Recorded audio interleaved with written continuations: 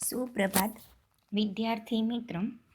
Vivekananda Hindi high school कक्षा 11 उसमें हमने 8वें न्याय तक पढ़ा था। अब आगे का न्याय पढ़ते हैं। 9वां पिष्ट पेषण न्याय। पिष्ट पिष्ट अर्थात पीसी हुई कोई वस्तु और पेषण अर्थात पीसना।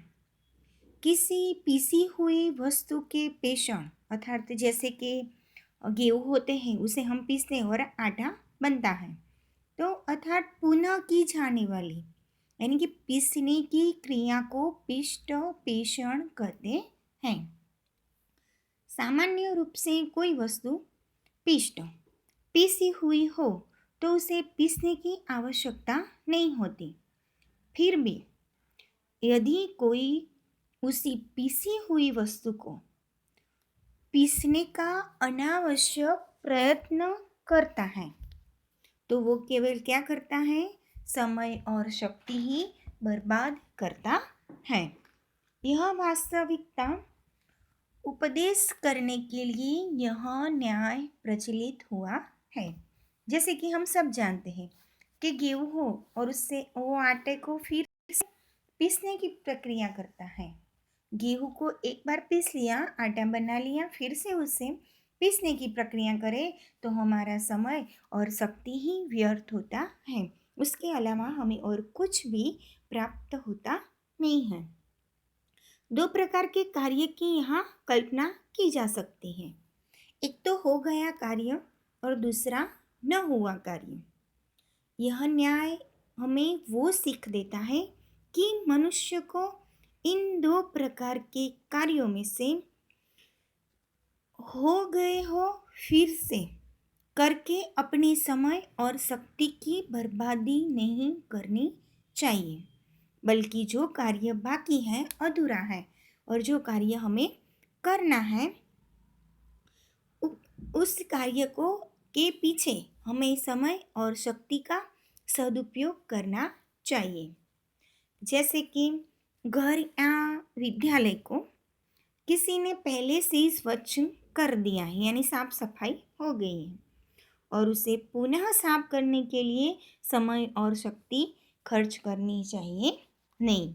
उसके बदले जो स्वस्थ नहीं है, अस्वच्छ है, उसे स्वच्छ करने का प्रयत्न करना चाहिए। इसके बाद भी कई बार ऐसा होता है कि प्रसिद्ध या दिखावे के लिए हम भी मानते हैं कि कभी कभी कोई व्यक्ति ऐसे होते हैं कि कभी किसी को के आगे अच्छा बनने के लिए, दिखावे के लिए, प्रसिद्धि पाने के लिए स्वच्छ स्थान को फिर से स्वच्छ करने का उपक्रम किया करते हैं। यह तो समय और शक्ति की बर्बादी है। इस प्रकार की समय और शक्ति की बर्बादी को संभाषण दरमियान यानी कि बातचीत के दौरान सटीक रूप से व्यक्त करने के लिए इस न्याय का उपयोग होता है। अब 10वां लास्ट वाला न्याय कूप मंडूक न्याय है। हम सब जानते हैं कि कूप अर्थात कुआं और मंडूक अर्थात मेढक। कुआं मेढक का जन्म स्थान और निवास स्थान है। कुएं में जन्म लेकर कुएं में ही रहने वाला मेढक उसी में इधर से उधर वो घूमता रहता है। कभी कभी हम कई बार किसी लोगों को उदाहरण के तौर पर भी हम ऐसा कहते हैं कि ये तो कुएं में रहने वाला मेढक है, ऐसे यानी कि उसे बाहर की दुनिया का कुछ पता नहीं है, लेकिन उसे कुएं के अलावा अन्यत्र कहीं जाने का अवसर नहीं मिलता है। अपने निवास स्थान के अतिरिक्त यानी कि मेढक को उस निवास स्थान के अतिरिक्त कोई भी जगह देखी नहीं है और ना ही दिखाई देती है, और परिणाम स्वरूप क्या होता है कि वह कुएं को ही अपना संपूर्ण जगत मान लेता है। अब कुएं के बाहर अति विशाल जगत से उसका नाम मात्र भी परिचय नहीं है। तो कुएं में रहने वाले इस मेढक से की जो स्थिति है उस पर से यह न्याय प्रचलित हुआ है, यानी कि मानव मात्र किसी एक छोटे स्थल में कहीं जन्म लेता है और एक छोटे स्थान में ही वह निवास करता है। हम जानते हैं कि ज़्यादातर मनुष्य लोग अपने जीवन अपने जन्म और निवास स्थल में ही व्यतीत करते हैं, लेकिन ये जरूरी नहीं है कि सभी लोगों को देश विदेश और को प्रत्यक्ष रूप से देखने का अवसर मिल सके। हाँ, लेकिन यदि मनुष्य चाहे तो शिक्षा प्राप्त करके इस शिक्षा के माध्यम से वह जगत भर का परिचय प्राप्त कर सकता है। फिर भी मनुष्य को जगत की विशालता का और इस विशाल जगत के सामने अपनी स्थिति का एहसास होता है। यह एहसास मनुष्य के मन को और हृदय में विशाल बनाता है, लेकिन इन सब के लिए मनुष्य को सबसे पहले शिक्षा प्राप्त करनी पड़ती है। इस तरह इस विशाल जगत का परिचय मनुष्य को कई तरह से उत्कर्ष बनाता है।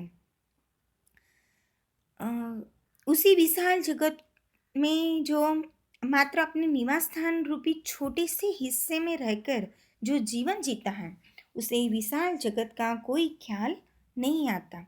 उसके लिए तो अपना गांव या शहर ही समग्र जगत बन जाता है। तो ऐसे व्यक्ति की जो विचारधारा है वो सीमित होती है। यह सीमित विचारधारा मनुष्य के मन को और हृदय को भी संकुचित कर देती है। तो जिसने मात्र अपना गांव ही देखा है, अपने गांव को ही जगत मान लिया है, उस व्यक्ति का व्यवहार विचार कैसे होते हैं, जो संकुचित होते हैं, यानी वो खुलकर किसी से अच्छे से बात भी कर सकते नहीं हैं। अपने अत्यंत सीमित ज्ञान को संपूर्ण मानने वाले मनुष्य के ऐसे व्यवहार को दर्शाने के लिए इस न्याय का उपयोग किया गया है। तो यहाँ पर हमारा न्याय परिचय और अलंकार परिचय हमने जो आगे पढ़ा था वो यहाँ पे पूरा होता है। अब आगे के जो एक दो छंद बाकी हैं वो और संस्कृत साहित्य के परिचय में हमको लास्ट वाले 2 नाटक पढ़ने हैं। तब तक अस्तु।